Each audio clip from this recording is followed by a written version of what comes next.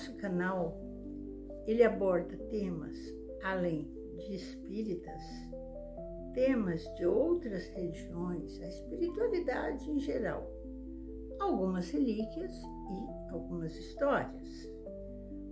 Hoje nós vamos apresentar uma relíquia, uma história e uma personagem que morou em Bebedouro. Eu estou falando da irmã Maria Antonieta Farani. Meu nome é Silvia Coelho Matos. Vamos fazer um retrospecto. A presença das religiosas da Congregação das Irmãs Passionistas de São Paulo da Cruz em Bebedouro teve início em março de 1931, quando ocorreu a inauguração do Asilo São Vicente de Paula, hoje Recanto. Na ocasião, após a realização de vários atos religiosos, o edifício foi aberto para visitação do público e a administração interna foi entregue às irmãs. Em fim de 1932, foi assinado um contrato de escritura pública, por meio do qual todo o asilo passou a ser responsabilidade exclusiva das irmãs passionistas.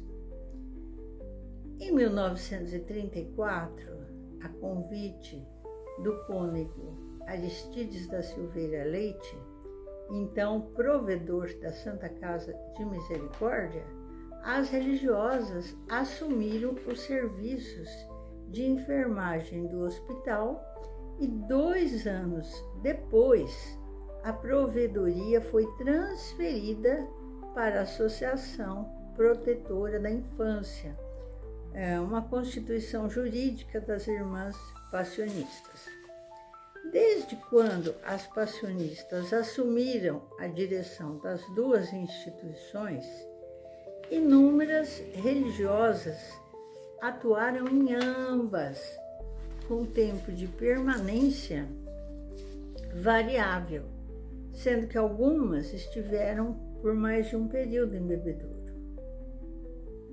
Entre elas,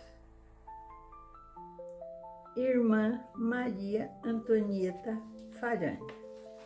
Ela nasceu em 1906, na capital do Paraná, e ela foi nomeada superiora da Santa Casa de Bebedouro com apenas 28 anos de idade. E ficou aqui por 4 meses, retornando a São Paulo por estar com a saúde muito debilitada. A sua passagem pela cidade foi registrada no livro A Freira do Perdão, de autoria de Afonso de Santa Cruz, 1981. A irmã Antonieta, superiora do Hospital Santa Casa, ou mais exatamente a Peregrina do Perdão, por entre os leitos dos enfermos e ao lado de cada sofredor, vendo nele Jesus crucificado, ela se ajoelha e reza uma Ave Maria.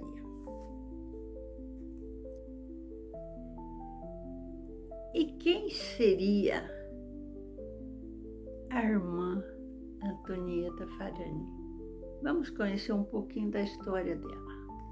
Seu pai, um imigrante italiano, Giuseppe Farani, que ele tinha com o irmão Nicola uma loja de tecidos na esquina da rua São Francisco com a Riachuelo, onde hoje é o Palácio Riachuelo.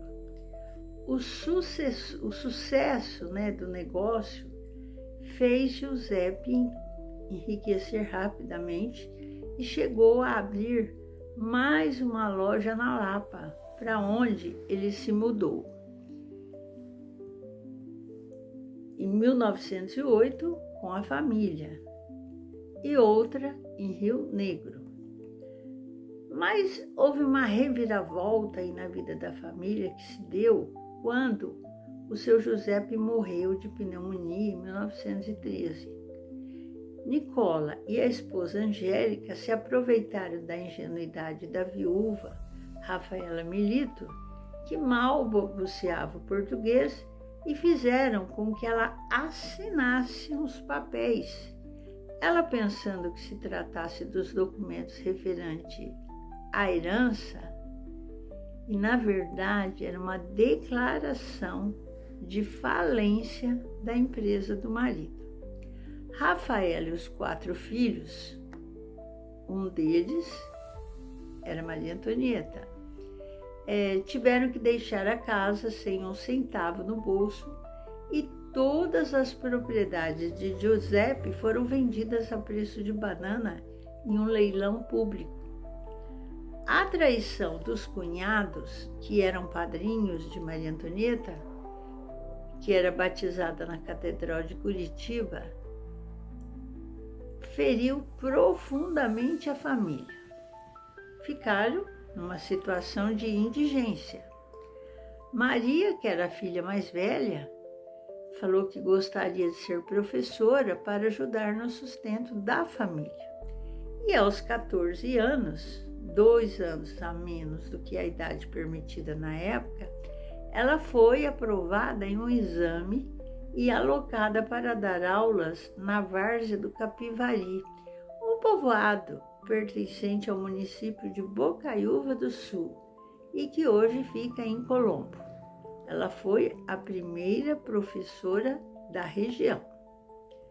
Bom,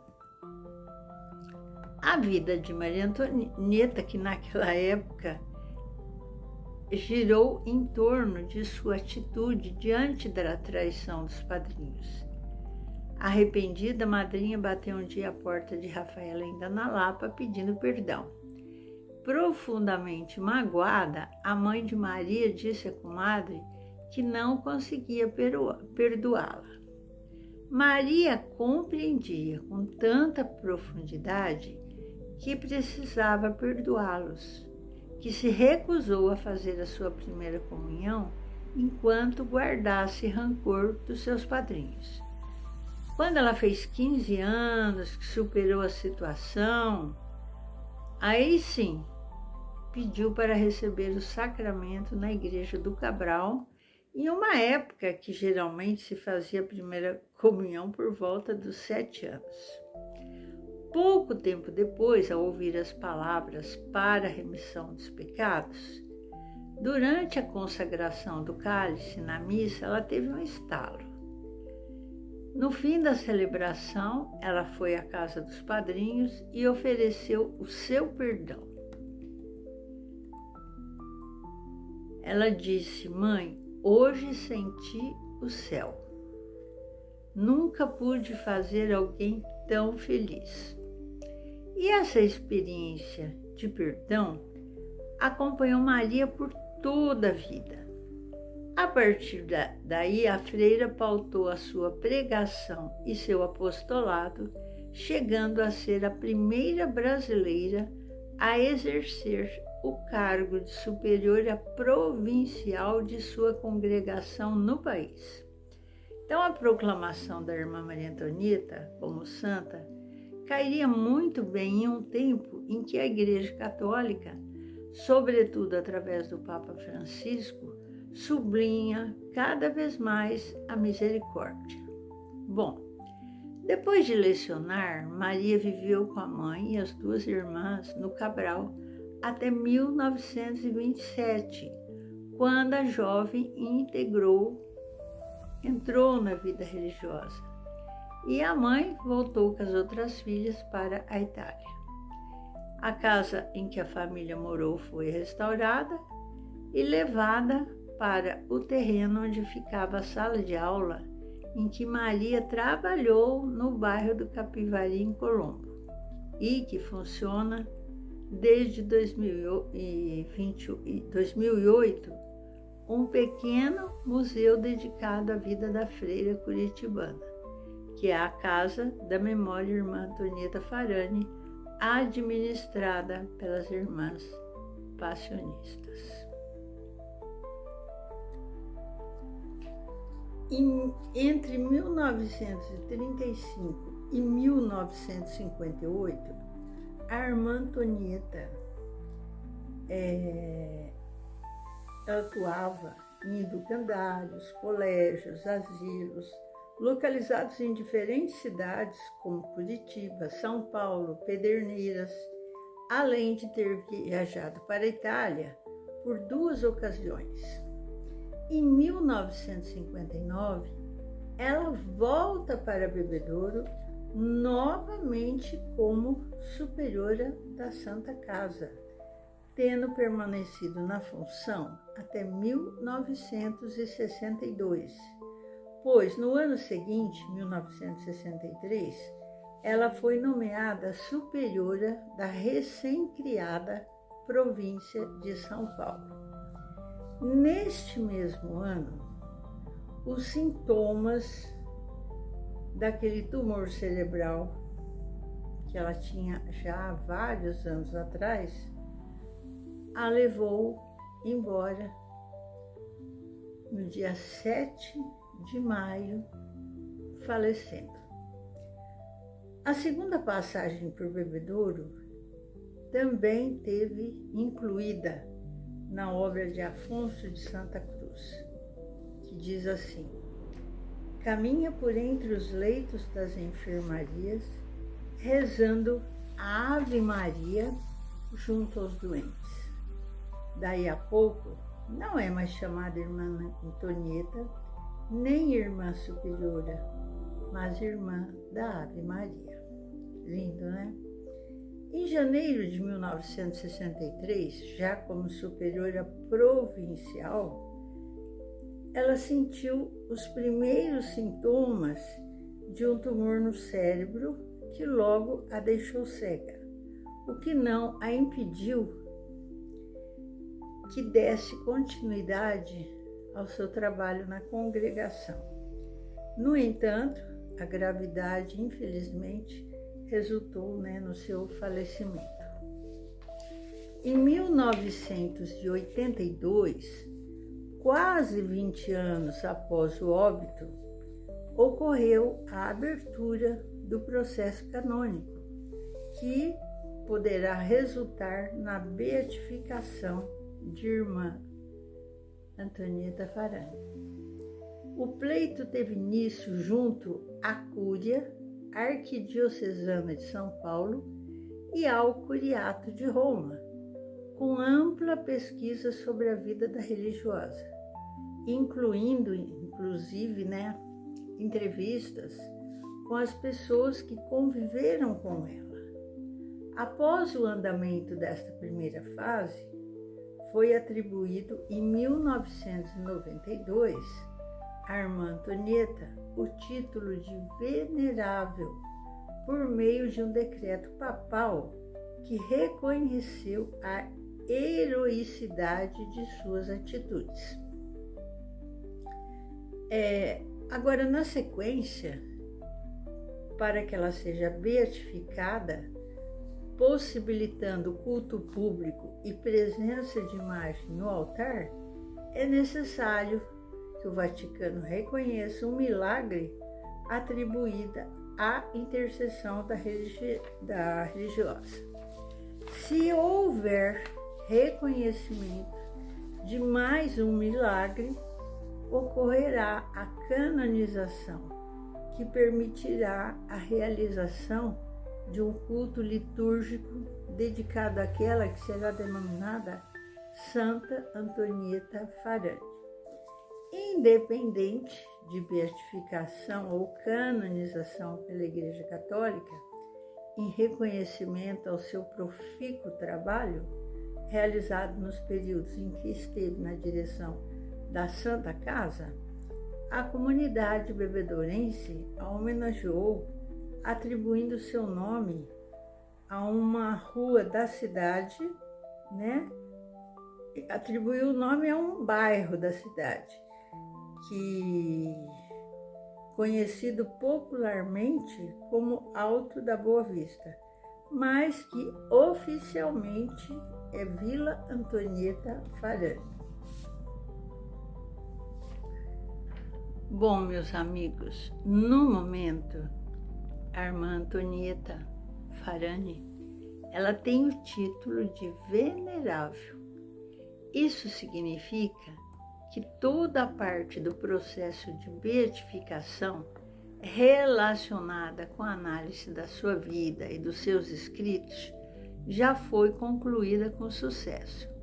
E o Papa, que no caso foi João Paulo II, em 1992, ele promulgou um decreto reconhecendo a heroicidade de suas virtudes. Para ser beatificada, basta agora que um milagre atribuído à sua intercessão seja reconhecido pelo Vaticano. Com o segundo milagre, ela seria canonizada e passaria a ser para os católicos de todo o mundo Santa Antonieta Farani. Portanto, meus irmãos, essa irmã, pelo que os antigos comentam, maravilhosa. E essa irmã do perdão, tudo porque lá atrás ela conseguiu o exercício do perdão junto aos seus parentes, que prejudicou a mãe e as irmãs. Então vamos orar por ela, pedir a proteção dela e que ela possa, além de venerável, também ser beatificada. Essas irmãs representam no nosso município verdadeiras guardiãs do nosso espaço hospitalar, dos leitos de tantos doentes, tantos sofrimentos, né? E que muitas já partiram, outras estão lá no asilo. Então, que todos nós, bebedorenses, possamos orar para que ela possa ser beatificada. Que Deus os abençoe, que Deus os ilumine e que essa luz maravilhosa do perdão, deste exemplo de perdão, possa fazer com que você